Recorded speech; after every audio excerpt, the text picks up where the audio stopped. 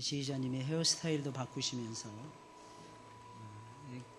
겨울이 되었는데 추운데도 불구하고 머리를 자르시고 뭔가 작심하신 것이 있는지, 그래서 지난주보다 한 명이 더 앉으신 것 같아요. 한 명이. 감사합니다. 보니까 저도 지난주에 헤어스타일을 좀 바꿨어요. 오늘은 제가 스프레이까지 뿌리고 올라섰습니다. 머리가 자꾸 내려오니까 안 내려오게 한번 발라보는 것이 어떨까 해서 한번 변화를 줘봤는데 어때요? 괜찮죠? 예. 감사합니다. 오늘은 예수님을 거부하는 사람들이라고 하는 제목입니다. 대제사장들과 서기관들과 장로들은 참으로 이상한 사람들이었습니다. 희한한 사람들이었고 어떻게 보면 굉장히 요상한 인물들이었습니다. 어떻게 보면 그들은 예수님이 오셨을 때 제일 먼저 예수님이 메시아임을 알아보고 예수님을 환영하고 예수님을 믿어야 되는 사람들이었습니다. 그들은 하나님 가까이에서 제일 많이 하나님을 만나고 하나님의 존전에 나아가서 하나님의 얼굴을 뵙고 하나님의 말씀을 가르치고 하나님의 말씀을 사람들에게 증거하면서 너희들은 새로운 삶을 살아야 된다, 이렇게 강조하던 인물들이 바로 이들이었기 때문입니다. 그런데 어찌된 영문인지 그들은 예수님이 오셨을 때 예수님을 믿기는커녕 온몸으로 거부하고 있었던 것입니다. 어떻게 그럴 수가 있는 것입니까? 그러나 분명히 이들은 그렇게 행동하고 있었다는 것입니다. 하나님의 말씀을 들었습니다. 하나님의 말씀을 들으면 어떤 역사가 일어나야 되는 것입니까? 여러분, 하나님의 말씀을 들으면 부담이 느껴지죠. 그죠? 내가 이 말씀대로 못 사는데 라고 하는 부담이 느껴질 것입니다. 그런데 이상하게 귀로는 즐겁지 않습니까? 하나님 말씀 듣다 보면. 그리고 마음으로도 이상하게 기뻐지지 않습니까? 어떻게 나 같은 죄인에게 이런 말씀을 하나님께서 들려주실까? 주옥 같은 하나님의 말씀 앞에 저와 여러분들은 감동을 받을 수밖에는 없는 것입니다. 그래서 우리는 무엇을 하느냐? 하나님 말씀 듣고 뉘우치고 회개하고 뉘우치고 회개할 뿐만 아니라 새로운 삶의 자리로 저와 여러분들은 부족하지만 담대하게 나아갈 수밖에는 없는 것입니다. 그런데 이들은 달랐더라는 것입니다. 하나님 말씀 알았습니다. 들었습니다. 얼마든지 이해하는 사람들이었습니다. 그런데 이상하게 이들은 뉘우치거나 회개할 줄을 몰랐고 하나님의 아들이 심지어는 오셨음에도 불구하고 예수님을 완강하게 거부하며 예수님을 밀어내고 있었다고 하는 사실입니다. 여러분, 예수님이 우리 가운데 오셔서 우리의 구주가 되신 다음에 우리 어떻게 해야 되는 것입니까? 예수님을 우리의 마음에 모셔드리고 예수님을 우리의 왕으로 삼고 예수님을 우리의 주인으로 삼고 예수님의 말씀에 철저하게 저와 여러분들이 신종하면서 따라가야만 될 것입니다. 여러분, 신앙의 매력이라는 것은 바로 거기에 있더라는 것입니다. 많은 사람들은 오해합니다. 하나님의 말씀이 잘 이해가 안 가요. 무슨 말씀하시는지 잘 모르겠습니다. 알긴 뭘 알겠어요, 우리가 사실은. 하나님 말씀을 이해 못하는 것이 오히려 정상이 아니겠습니까? 그런데 이상하게 마음속으로는 하나님 말씀이 좋더라는 것입니다. 이해는 다 못해도 이상하게 하나님 말씀이 좋더라는 것입니다. 나를 사랑하시는 것이 하나님 말씀을 듣다 보면 알게 되는 것입니다. 내가 어떻게 살아야 되는지 나는 잘 몰랐는데 말씀을 듣고 나면 내가 이것이 부족했어. 회개하는 놀라운 연출의 역사가 저와 여러분들의 삶 속에서 벌어지더라는 것입니다. 그래서 어떻게 하는 것입니까? 예수님을 신명나게 사랑하면서 따라갈 수가 있게 되더라는 것입니다. 할렐루야. 사랑하는 여러분들, 믿으시기를 예수님의 이름으로 축원을 드립니다. 온갖 것을 다 이해하고 예수님을 따라간다. 그 말도 안 되는 것입니다.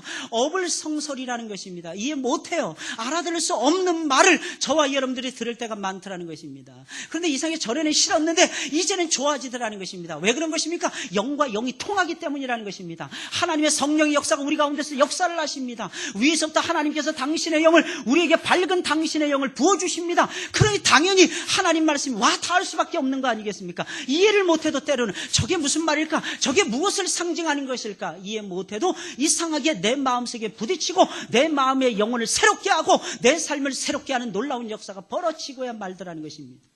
신비스러운 거죠. 신비스러운 거. 여러분, 예수님을 사랑하고 예수님을 따라가다 보면 여러분들의 삶 속에 이런 신비스러운 역사가 반드시 일어나고야 마는 것입니다.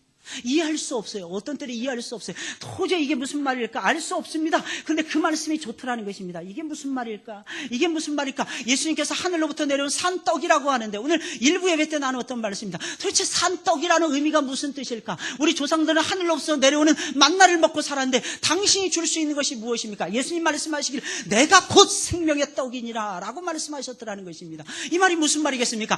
하늘의 진정한 산떡으로 하나님께서 만들어 놓은 리빙 떡, 리빙 브레드로 만들어 놓으신 분이 누구냐 하면 예수 그리스도라고 하는 사실입니다. 그래서 저와 여러분 예수님 만나지 않으면 배불러집니다. 할렐루야. 뭐 임신도 하지 않았는데 왜 배불러지십니까?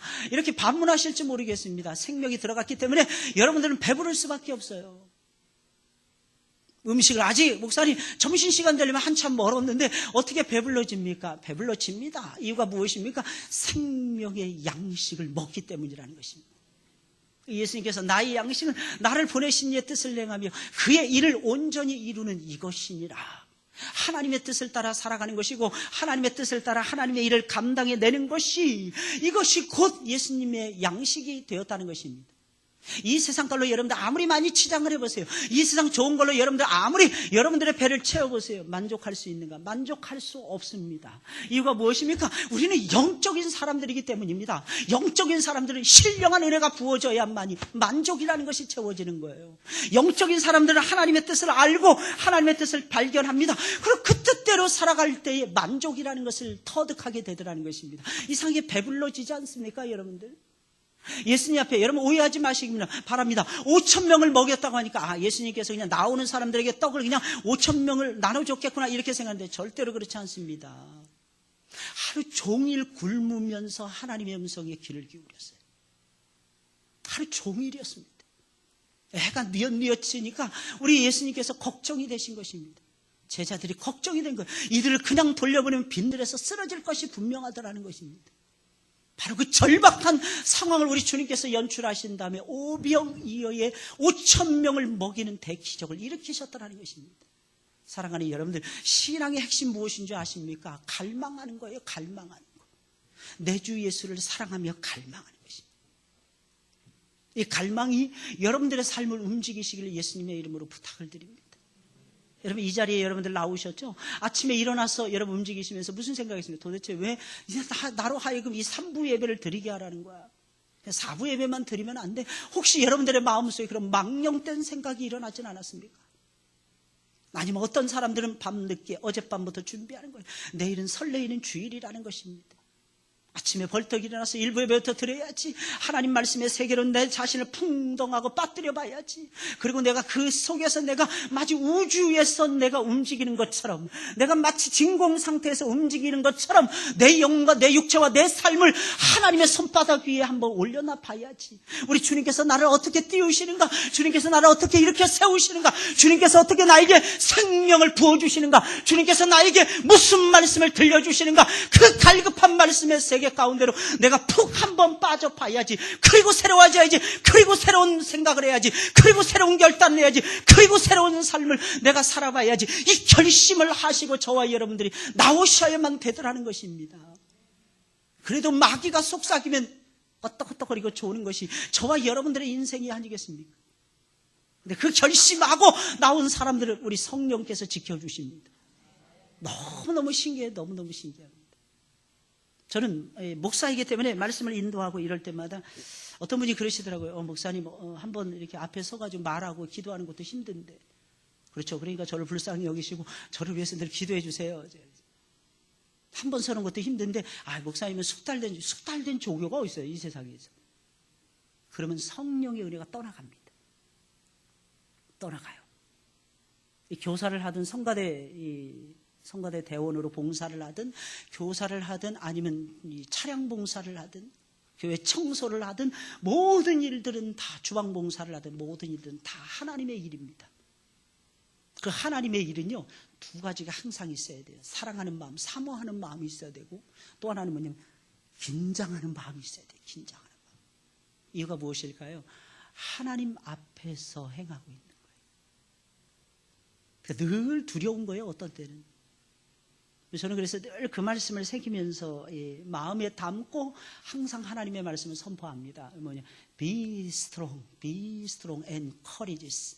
이게 무슨 말이겠습니까? 강하고 담대하라는 거예요. 강하고 담대하라. 오늘 총회하는 날입니다. 어때요? 조금 있으면 이제 총회하는데 안 했으면 좋을 것 같죠? 어떤 분들은. 왜 하필이면 나에게 이런 귀한 직분을, 무거운 직분을 맡기시는지 모르겠다. 또 어떤 분들은 좋아가지고 내가 회장이 된대 이러면서 좋아하시는 분들이 분명히 있을 것입니다. 어떤 모습으로 하든지 간에 하나님의 일은요, 제발 사랑하는 마음, 사모하는 마음과 긴장감과 두려움으로 행하시길 예수님의 이름으로 축원을 드립니다. 감사하셔야 돼요. 감사하셔야 돼요. 하나님이 나에게 그 작은 짐을 맡겨주신 것은 그 작은 짐을 감당해내게 한 다음에 큰 축복을 하나님께서 주시기 위함입니다. 큰 축복이 예비되어 있어요. 할렐루야. 안 보이시죠? 눈이 작으셔서. 안 보이시죠? 안 보이시는 것 같아요. 눈을 크게 뜨세요. 하나님께서 큰 축복을 예비해 놓으시고 하나님께서 여러분들을 쓰시려고 하시더라는 것입니다. 얼마나 놀라운 일이에요. 얼마나 놀라운 일이에요. 여러분, 하나님은 어떤 죄라도 용서하시는 마음이 넓으신 분이십니다. 하지만 예수님을 거부하는 죄에 대해서만큼은 절대로 용서하시지 않습니다. 그런데 어찌된 영문인지 대제사장들과 서기관들과 장로들, 바리새인들은 예수님을 완강히 거부하고 있었던 것입니다. 그래서 그런지 마태복음 21장 32절에 있는 말씀을 보니까 이 말씀이 동일하게 나오는 내용이 마태복음 21장에 나오고 있습니다. 예수님께서는 이들을 평가하시기를 이들은 세리와 창기들보다 훨씬 못하다. 예수님께서는 딱 지목하여서 말씀을 하고 계십니다. 얼마나 이들이 이상한 짓을 했으면 겉으로 보기에는 엄청난 신앙인이었는데, 미안한 얘기지만 예수님의 저울에 달아보았을 때는 늘 빈바되고 늘 모자라는 사람들, 늘 부족한 사람들이 바로 이들이었다고 하는 사실입니다. 그러나 예수님의 이 말씀은 지극히 당연한 말씀이었습니다. 왜 그런 것입니까? 세리나 창기들은 말씀을 듣고 회개하며 예수님을 구주로 영접을 했습니다. 세리나 창기들, 이들이 비천하다 여기는 이 사람들은 회개합니다. 예수님의 앞에. 그리고 예수님을 구주로 영접을 했습니다. 하지만 이들은 예수님을 완강하게 계속해서 거부하고 있었던 것입니다. 물론 세리나 창기들도 처음에는 말씀을 거부하며 믿지 않았습니다. 그것은 똑같았습니다. 하지만 세리요한과 예수님이 전하시는 말씀이 옳다는 것을 알고는 서서히 빠져들어가고 있었던 것입니다. 예수님 말씀을 자꾸 생각하면서 들어야 되는 것입니다. 이 말씀이 과연 그러한가? 하나님의 말씀인가? 아닌가? 저와 여러분들이 깨어서 이리 재보고 저리 재보고, 근데 재볼 때 기준이 있더라는 것입니다. 그것은 하나님의 말씀인 것입니다. 다른 말씀과 통일하냐는 것입니다. 다른 말씀에 증거가 뒷받침되고 있느냐는 것입니다. 하나님 말씀이요, 세상의 철학으로 증거되는 것이 아닙니다. 세상의 사상으로 증거되는 것이 아닙니다. 하나님 말씀은 놀라운 것이 하나님 말씀이 증거해 주더라는 것입니다. 그래서 하나님 말씀을 관주라고 얘기하는 것입니다. 구슬이 서말이다. 꿰어야 보배가 되는 거 아니겠습니까? 착착착착 연결이 되는 것입니다. 하나도 오류가 없이 착착 깨어질 때 하나님의 신비스러운 말씀을 저와 여러분들이 깨달아 알 수가 있게 되는 것입니다. 나중에는 예수님이 이들은 꼭 필요하다는 것을 알고 통회하고 자복하며 예수님을 믿었습니다. 그들은 지난날의 모든 죄를 다 버리고 예수님을 따라갔습니다. 여러분, 어떻게 예수님을 따라가고 계십니까? 지난날의 모든 죄를 여러분들 회개하고 계십니까? 예수님 앞에 나오셔서 여러분들이 가지고 있었던 모든 죄를 예수님 앞에 내려놓고 계십니까? 아니면 목사님이 강대상에서 외치는 저 말씀은 나하고 상관없는 말씀이고, 개똥이가 들어야 되고 새똥이가 들어야 되고, 김씨가 들으면 딱 맞네. 김씨가 들으면 박씨가 들으면, 고집세 이씨가 좀 들어야 되겠지. 미안합니다. 이씨가 고집이 안 세나요? 제가 만난 이씨는 항상 두려움의 대상이라서, 이씨 고집 진짜 세더라고요. 이씨. 어떤 사람 황씨가 세다. 오늘 심지어는 저는 임씨인데 임씨가 고집을 세다고 주장하는 분들도 있더라고.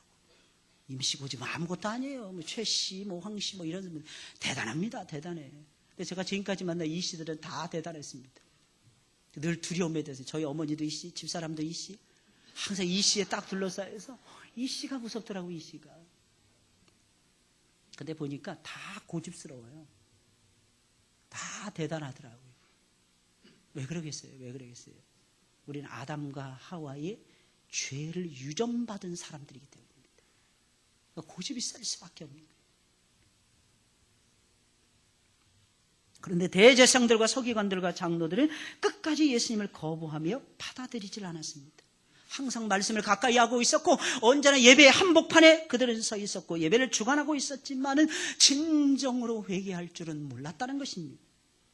그러니 그런 사람들을 향해서 예수님께서 세리나 창기들보다도 못하다라고 우리 주님께서 말씀하실 수밖에 없지 않겠습니까? 그래도 예수님께서는 그들을 향한 소망의 끈은 놓지 않으셨습니다. 이들을 향해서 말씀하시기를 너희는 절대로 하나님 나라에 들어갈 수 없다. 예수님 그렇게 말씀하시지 아니하고 너희들보다 먼저 세리나 창기들이 들어갈 것이니라. 이 말이 무슨 말이겠습니까? 이들도 회개하면 들어갈 수 있다. 문을 예수님께서 열어놓고 계시는 거예요. 여러분, 우리는 다른 사람에 대해서 항상 소망을 가져야 됩니다. 나를 향해서는 소망을 잔뜩 가지고 있는데 나는 엄청나게 자주 많이 용서를 하는데 다른 사람을 이상하게 용서하기 싫더라는 것입니다. 신앙은요, 성숙해야 되는데 그 성장과 성숙이 한복판에 알아야 되는 것인데 사랑이 있는 것이 아니고 사실은 용서라는 것이 있습니다. 이해하려면 용서해야 됩니다. 용서하면 이해가 되더라는 것입니다. 사랑하려면 용서해야만 되더라는 것입니다. 그래서 예수님 말씀하셨잖아요. 70번씩 7번이라도 용서하라는 거예요. 사랑하는 여러분들 많이 용서하시길 예수님의 이름으로 축원을 드립니다. 그럼 대제사장들과 서기관들과 장로들, 이들은 예수님을 완강하게 거부했는데 어떤 식으로 거부했습니까? 첫째로 그들은 예수님의 복음 전파를 노골적으로 방해하면서 거부했어요. 예수님의 복음 전하시는 것을 방해했더라는 것입니다. 1절 2절에 있는 말씀입니다. 하루는 예수께서 성전에서 백성을 가르치시며 복음을 전하셨어요. 예수님이 열심히 성전에서 복음을 전하고 계셨습니다.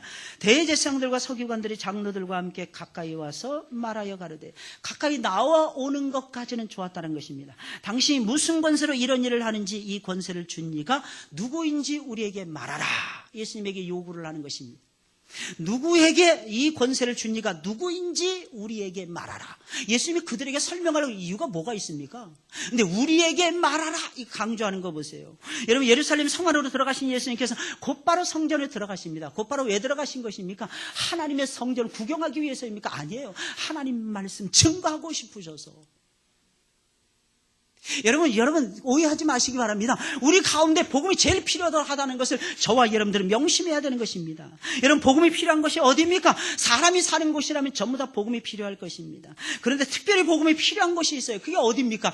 교회들이라는 것입니다. 사람들은 생각을 합니다. 교회는 이미 복음을 듣고 복음을 믿는 사람들이 오기에 교회는 더 이상 복음이 필요 없다라고 말을 합니다. 이것이 마귀의 전술인데 말입니다. 우리는 끊임없이 복음을 확인해야 되고 끊임없이 복음의 말씀을 들어야 됩니다. 이유가 무엇입니까? 우리 복음으로 거듭났잖아요. 우린 복음으로 인도함을 받고 있잖아요. 우린 복음을 전해야 되는 복음의 제사장들이잖아요. 그러니 우리가 무엇을 해야 되는 것입니까? 복음을 들어야 되겠죠. 할렐루야. 여러분들의 영혼을 살리시기를 원하십니까? 복음의 말씀을 항상 들으시기를 예수님의 이름으로 축원을 드립니다. 많은 사람들이 믿는다고 하면서 십자가를 싫어하더라고요. 여러분, 십자가는 우리의 생명과도 같은 것입니다. 왜? 십자가가 없이는 죄사함이 없는 거예요. 죄사함이 없이는 영원한 생명이 여러분들에게 절대로 떨어질 수가 없는 것입니다. 가장 훌륭한 설교, 어떤 설교입니까? 십자가로 달려가는 설교가 제일로 훌륭한 설교라는 것을 저와 여러분들이 잊어서는 아니 될 것입니다. 여러분, 왜 그런 것입니까? 다시 말씀드립니다. 우리는 복음으로 거듭나서 복음으로 인생을 사는 우리는 복음의 사람들이기 때문이라는 것입니다. 그래서 우리는 자꾸 본질, 기본 얘기하는 것입니다. 본질, 기본 무엇입니까? 이게 복음이에요. 이게 복음의 말씀이라는 것입니다. 십자가의 도라는 사실입니다. 이 말씀을 들을 때 이상하게 내 영혼이 살아나요. 이 말씀을 들었을 때 머리가 쌩쌩하게 살아나더라는 것입니다. 이 말씀을 들었을 때 긴장감이 연출이 되고 이 말씀을 들었을 때 머리가 쭉빛쭉빛 서는 놀라운 역사가 벌어지는 것입니다. 머리가 쭉빛쭉빛 선다는 것이 무슨 뜻이겠습니까? 하나님의 말씀이 강탈을 하게 되니까 전율을 느끼는 거예요. 무슨 전율입니까? 하나님이 임재하시는 전율이라는 것입니다. 할렐루야. 그래서 예수님께서는 성전에 들어가셔서 하나님 말씀을 외치시기 시작했다는 것입니다. 예수님이 열심히 증거하셨습니다. 여러분, 그때 예수님의 마음이 얼마나 즐거우셨겠습니까? 아니, 얼마나 설레이셨겠습니까? 얼마나 좋으셨겠습니까? 예수님은 저처럼 아마 약간 상기된 얼굴을 띠시고 예수님께서는 영롱한 목소리를 발휘하면서 하나님의 말씀을 사람들에게 들려주고 있었을 것입니다. 얼마나 은혜가 되었겠습니까? 이런 성경을 볼 때마다 나도 그 자리에 있었으면 얼마나 좋을까, 이런 생각이 들 때가 참 많아요. 할렐루야.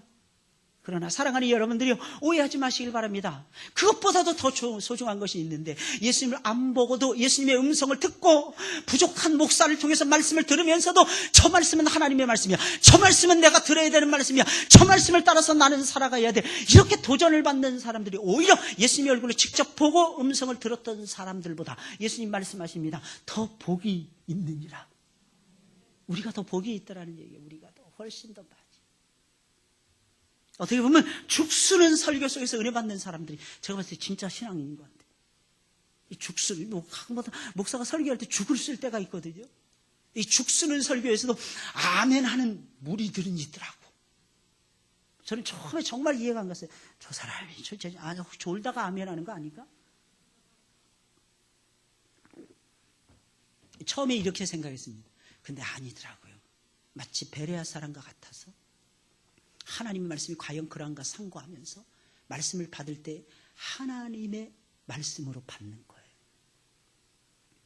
누가 설교를 하든 우리는 괜찮은 지식인, 괜찮은 똑똑한 사람들, 신앙의 체험이 많은 사람들, 그런 사람들이 설교해야만이 내 가슴 울린다고 생각하는 분들이 있습니다. 역시 나는 기준이 분명한 사람이야. 그거 아니에요. 하나님 말씀은 모름지기 겸손해야 은혜가 됩니다. 마음을 활짝 열고 여러분들의 마음을 오픈해 놔야만이 하나님의 말씀이 여러분들의 가슴을 찌를 수가 있는 거예요. 그러지 않으면 이게 철벽과 같아요. 이 철벽을 딱 두른 거예요. 말씀이 오다가 찔려서 튕겨서 나가는 거예요. 계속 튕겨서 나가는 거예요. 사랑하는 여러분, 어느 순간에든지 무슨 일을 만나든지 어떤 예배를 드리시든지 항상 하나님의 물줄기에 쏟아 부어주시는 은혜 속으로 들어가시길 예수님의 이름으로 축원을 드립니다. 은혜를 받지 못하는 대표적인 사람들, 바로 대제사장들과 서기관들과 장로들이라는 사람들이었습니다. 아니, 그들은 은혜를 받지 못하는 정도가 아니라 예수님의 말씀 전파, 예수님 복음 전파를 노골적으로 방해하고 있었습니다. 지금 예수님께서 말씀하시는 중요한 시간이잖아요. 그런데 거기에 끼어들고 있는 것입니다.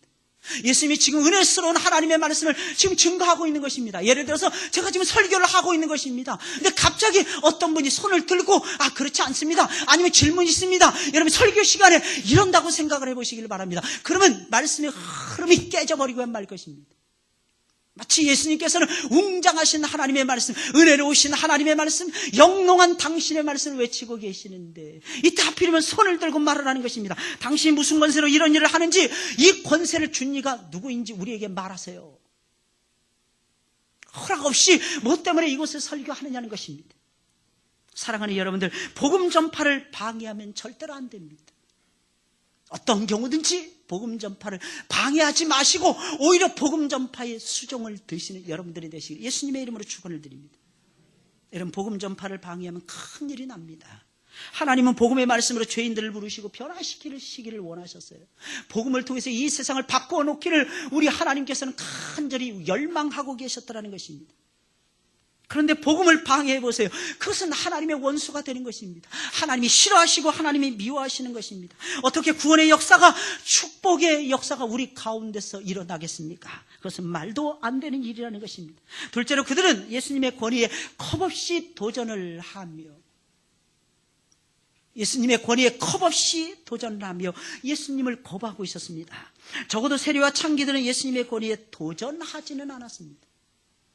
하지만 제사장들과 서기관들은 예수님의 권위에 서슴없이 도전하고 있었던 것입니다. 그것이 본문 1절 2절에 있는 말씀입니다. 여러분, 제사장들과 서기관들과 장로들은 아주 무례하게 예수님을 향해서 질문을 던집니다. 무슨 권세로 성전에서 가르치는 것이며 가르치는 권세를 이가 누구냐, 권세를 준 이가 누구냐라고 도전했습니다. 그들은 예수님이 하시는 말씀에 귀를 기울이지 아니하고 도대체 예수님께서 지금 말씀을 가르치는 이 사역을 하는데 이 사역을 허락하신 분이 누구냐라고 도전하고 있는 것입니다. 예수님이 증거하시는 말씀은 생명력이 있었어요. 예수님이 증거하시는 말씀은 은혜로웠습니다. 예수님이 증거하시는 말씀은 흠잡을 데가 없었습니다. 자기들이 들어도 대단한 말씀이었다는 것입니다. 그래서 그 말씀에 대해서는 엔티를 걸을 수가 없었어요. 그러니까 무엇에 대해서 엔티를 거냐, 예수님이 왜 말씀을 증거하시느냐, 이걸 가지고 엔티를 거는 것입니다. 내용을 가지고 얘기해야지. 잘 들어보면 이것이 어디에서 왔는지 이들은 누구보다도 잘 아는 사람들 아니겠습니까? 이유가 무엇입니까? 하나님 말씀에 정통한 사람들이잖아요. 잘 들어보면 이 말씀이 하나님의 말씀인지 아닌지 사람의 음성인지 알고 있는 사람들이었더라는 것입니다. 그래서 이들은 어떻게 했느냐? 예수님이 하시는 이 일에 대해서 시비를 걸었더라는 것입니다. 이 일에 대해서. 그들은 백성들에게 말씀을 가르치는 위대한 선생들이었기에 말씀 들어보면 딱 알 수 있습니다. 이들은 이스라엘 사회를 총체적으로 리더에 가는 리더들이었습니다. 그들은 산헤드린 공의회를 구성했습니다. 산헤드린 공의회는 70인의 장로들로 이루어져 정확하게 말하면 72인으로 이루어져 있습니다. 12지파에서 12명씩 선발을 했으니까 말입니다. 70인이라고 그냥 말을 할 뿐이라는 것입니다. 산헤드린 공의회를 구성해서 나라의 크고 작은 모든 일을 주관했고 성전에서 특별히 성전에서 일어나는 모든 일들을 맡아서 전체적으로 관장하고 있었습니다. 따라서 성전에서 말씀을 가르치고 사람들을 고치려면 이들의 허락을 반드시 받아야만 되는 것이었습니다. 만약에 이들의 허락을 받지 아니하고 가르친다. 이것은 불법이었습니다. 법을 어기는 것이었습니다. 그런데 예수님은 이들의 허락을 받지 아니하고 사실 말씀을 가르치고 있었고 사람들을 고치고 있었습니다. 그래서 그런지 그들은 주님께 누구의 허락을 받고 가르치고 고치느냐라고 따지면서 시비를 걸었던 것입니다. 물론 보통 사람들은 성전을 관리하는 이 사람들의 허락을 받는 것이 당연한 것이며 그렇게 하는 것이 정상이었습니다. 그러나 예수님은 달랐습니다. 예수님은 이들의 허락을 구할 필요가 전혀 없었습니다. 이유가 무엇입니까? 예수님이 그 성전의 주인이셨기 때문입니다. 예수님은 그 성전의 주인이고 그 성전을 완성시킨 하나님의 아들이셨기 때문입니다. 예수님이 주인이신데 누구의 허락을 받는단 말입니까? 예수님 것인데 땅의 것도 예수님 것이고 하늘의 것도 예수님 것이고 성전도 예수님 것이고 그들이 밟고 있는 예루살렘 성도 예수님 것이었더라는 것입니다. 예수님은 그들의 허락을 받을 이유가 없었더라는 것입니다. 그래서 예수님께서는 그저 가서 외칠 수밖에 없었더라는 것입니다. 나는 자격이 충분하다. 예수님께서는 이렇게 생각하셨더라는 것입니다. 따라서 제사장들과 서기관들과 장로들이 주님께 누구의 허락을 받고 가르치느냐라고 따진 것은 분명히 예수님의 권위에 도전하는 불손한 행동이었더라는 것입니다. 그들은 하나님의 아들이신 주님 앞에 나올 때 고개를 들고 나왔습니다. 고개를 숙여야 되는데 고개를 빳빳이 들고 나왔으며 예수님의 권위에 정면으로 도전하고 있었던 것입니다. 그러나 적어도 세리들, 적어도 창기들은 그런 식으로 예수님은 대하지 않았더라는 것입니다. 다른 나쁜 짓은 저질렀을지는 몰라도 그들은 예수님의 권위에 정면으로 도전하는 무례한 짓은 하지 않았습니다. 그들은 예수님 앞에 나올 때 고개를 들지 못했습니다. 왜? 그들은 누가 봐도 이 사람이 봐도 저 사람이 봐도 위대한 사람이 봐도 못나고 못난 사람들이 보아도 그들은 앞을 봐도 뒤를 봐도 옆을 봐도 과거를 돌아봐도 지금의 모습을 봐도 그들은 누가 봐도 영락없이 죄인들이었기 때문입니다. 그래서 그들은 알았던 것입니다. 내가 어찌 예수님 앞에 나오는데 고개를 들 수 있겠어? 나는 고개를 못 들겠어. 예수님 앞에 나올 때 예수님을 어떻게 쳐다보겠어? 나는 눈도 제대로 못 뜨겠어. 그래서 나와서 그들은 예수님 앞에 고개를 숙였던 것입니다. 조금 시간이 지나서 변화가 되었습니다. 그 다음에도 그들은 고개를 들었던 것이 아니라 그들은 이렇게 생각하고 있었습니다. 나같이 심판받아 마땅한 죄인이 어찌 주님의 부르심을 받고 하나님의 일꾼이 될 수가 있을까? 10년이 지나고 20년이 지나고 평생토록 예수님을 믿었지만 역시 나는 내놓을 것이 없는 것 같습니다. 자랑할 것이 하나도 없습니다. 나는 주님을 위해서 한 것이라고는 그저 하나님 앞에 나가서 회개하고 감사한 일밖에는 없습니다. 이게 세리들과 창기들의 모습이었어요. 죽도록 예수님을 따라다니면서 열심히 밥을 해야 되잖아요. 여자들이 예수님이 3년 반 동안 배골치 아니하고 음식을 먹고 예수님께서 사역을 훌륭하게 감당해낼 수 있었던 것은 이런 여인들, 창녀들과 같은 이런 여인들이 예수님을 턱하니 바치고 있었기 때문입니다. 예수님이 십자가에 달려 돌아가셨을 때도 새벽 미명에 제일 먼저 향품을 들고 예수님의 몸에다 발라주기 위해서 뛰어갔던 사람들은 제자들이 아니었습니다. 바로 여인들이었어요. 예수님의 몸에 향품이라도 발라드려야 됩니다.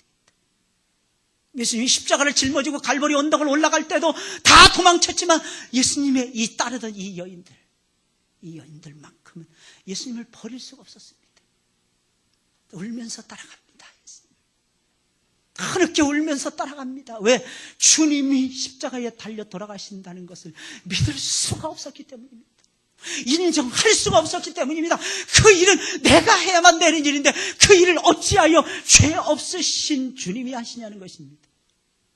하염없이 눈물을 흘렸고 하염없이 콧물을 흘렸고 하염없이 발걸음을 예수 귀하신 예수를 향해서 이 여인들은 따라갈 수밖에 없었다는 것입니다. 이유가 무엇입니까? 자기들 같은 죄인들을 그분은 사랑해 주셨다는 것입니다. 그때 예수님께서 던지시는 유명 말씀, 너희는 나를 위하여 울지 말고 너와 너희 자녀들을 위하여 울라. 유명한 말씀을 남기신 거죠. 우리가 짊어지고 가야 될 십자가, 나라고 하는 십자가, 내 자녀들이라고 하는 그 십자가, 이 십자가를 짊어지고 내가 평생 살아야 되는 겁니다.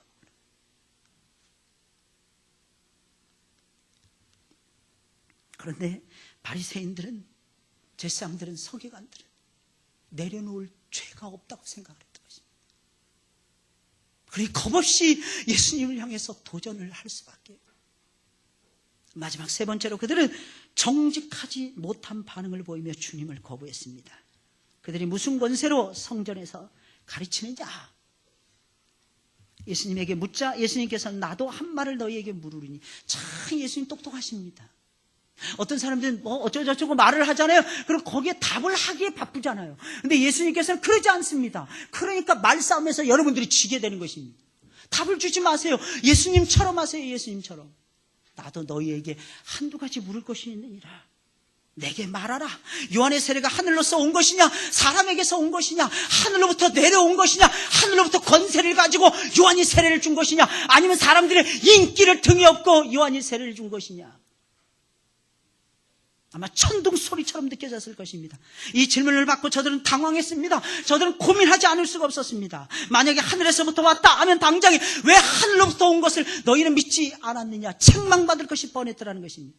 사람에게서부터 왔다 하면 백성들이 요한을 선지자로 알고 있는데 백성들이 들고 일어날 것이 뻔했더라는 것입니다. 이들은 기반이 하나님이 아니고 백성들이었거든요. 말로는 하나님 하는데 백성들이 따르고 있기에 자신들은 먹고 산다, 이렇게 생각하던 무료의 사람들이 바로 이 사람들이었다고 하는 사실입니다. 그러니 이렇지도 저렇지도 못했던 것입니다. 결국 그들이 선택한 것은 어디서부터 오는지 알지 못합니다. 닭 잡아먹고 오리발 내미는 거예요. 알지 못합니다. 이러지도 저러지도 못하니까 아예 모릅니다. 제일 좋은 답을 지금 하고 있는 것입니다. 그때 예수님은 그들의 마음을 아셨기에 이렇게 답변하십니다. 나도 무슨 권세로 이런 일을 하는지 너희에게 말하지 않을 것이니라. 야, 예수님 진짜 대단하시죠? 이런 거 지혜를 좀 배우세요. 여러분들 살면서 열심히 말씀하는데 지고 나는데 내 그 말 할 거 이러지 마시고, 내 그 말을 꼭 그 자리에서 했어야 되는데 이러지 마시고 말입니다. 답을 주지 마시고 질문을 던지시는 질문. 제사장들과 서기관들과 장로들은 말씀으로 백성들을 지도하던 당대 최고의 지도자들이었습니다. 겉으로 보기에는 세리하고 비교가 안 되죠. 창기들하고 비교할 수 없이 신앙적이었고 인격적이었고 지적이었고 교양이 넘치는 인물들이었습니다. 그런데 그들은 주님 앞에서 정직하지 못한 반응을 보이고 있었던 것입니다. 적어도 세리나 창기들은 사람들이 보기에는 부끄러운 짓을 했을지는 몰라도 예수님 앞에 나왔을 때는 정직한 반응을 보였습니다. 자신들의 죄를 그대로 내려놓습니다. 자신들의 허물을 예수님의 손바닥 위에 그대로 내려놓습니다. 그리고 예수님에게 부르짖습니다. 나를 용서해 달라고 말입니다. 이게 세리들의 모습이었고 이게 창기들의 모습이었더라는 것입니다. 여러분, 예수님께서는 어떤 사람들을 사랑하십니까? 죄 없는 사람들이 아닙니다. 죄를 인정하는 사람들을 사랑하십니다. 할렐루야. 사람들 앞에서도 정직해야 되겠지만 여러분, 특별히 우리는 주님 앞에서는 더더욱이나 정직해야 됩니다. 사람들은 보통 사람들 앞에서는 약간씩은 과장을 합니다. 특히 남자들 군대 이야기했다면 90% 이상이 사실은 뻥인 거야. 다 거짓말이 다 거짓말. 왜? 여자들이 안 가봤다 이거죠. 그래서 다 거짓말로 완전히 도배를 해버립니다. 근데 그래도 괜찮습니다. 예수님이 다 용서해 주시니까 하나님 앞으로만 나오시기 바랍니다. 예수님 다 용서해 주십니다. 근데 하나님 앞에서만큼은 정직하셔야 돼요. 정직하셔야 돼요. 따라서 하겠습니다. 하나님 앞에서는 정직하자. 여러분, 정직하세요. 하나님 앞에서는 정직, 이걸 잊어서는 안 됩니다. 저도요, 어떤 분이 그러셨다 그러더라고요. 어느 사모님이, 우리 목사님이 강대상에서만 있게 해달라고. 강대상에서 절대로 내려오지 마시고 강대상에만 있게 해달라고. 저는 충분히 이해가 갑니다. 이곳은 하나님이 세우신 자리이기 때문에 정직할 수밖에 없어요. 또 가장 충만한 사랑의 모습으로 나타날 수밖에 없습니다. 이 자리에 서 있습니다. 여러분들 항상 예수님 앞에서 정직해지시길 예수님의 이름으로 축원을 드립니다. 다 드러나잖아요. 감출 것이 무엇이 있습니까? 예수님 전부 다 알고 계시잖아요. 이들이 무슨 생각을 하고 무슨 어떤 말을, 무슨 생각을 가지고 말하는지 예수님께서 전부 다 알고 계셨잖아요. 그러니까 숨길 것이 무엇이 있습니까? 여러분들 뱃속까지 우리 주님께서 전부 다 알고 계십니다. 10길 물속은 알아도 한 길 사람 속은 모른다는데 무슨 소리예요? 하나님은 전부 다 알고 계십니다. 그리고 영과 영이 부딪히는 거예요. 우리 안에 계신 성령님께서, 하나님을 움직이시는, 하나님을 대표하시는 성령님께서 어떤 때는 같이 움직여지는 거예요. 같이 영적인 작용을 하게 되는 것입니다. 그러니 여러분들 숨길 것이 무엇이 있겠습니까? 여러분, 예수님을 거부하는 사람들의 특징을 보세요. 하나님의 복음을 노골적으로 거부합니다. 이들은 예수님의 권위에 겁없이 도전합니다. 가장 정직한 척하면서도 정직하지 못한 반응을 보이고 있었습니다. 사랑하는 여러분들은 그러지 마시고 하나님, 예수 그리스도를 하나님의 아들로서 우리 가운데 찾아오신 예수 그리스도를 여러분들의 구주로 영접하시고 오히려 예수님의 그 뜻을 따라서 늘 승리하는 삶을 살아가시길 예수님의 이름으로 축원을 드립니다. 이것이 우리의 삶의 모습이에요. 우리의 삶의 모습. 꼭 기억하시기 바랍니다. 우리 찬송 부르겠습니다.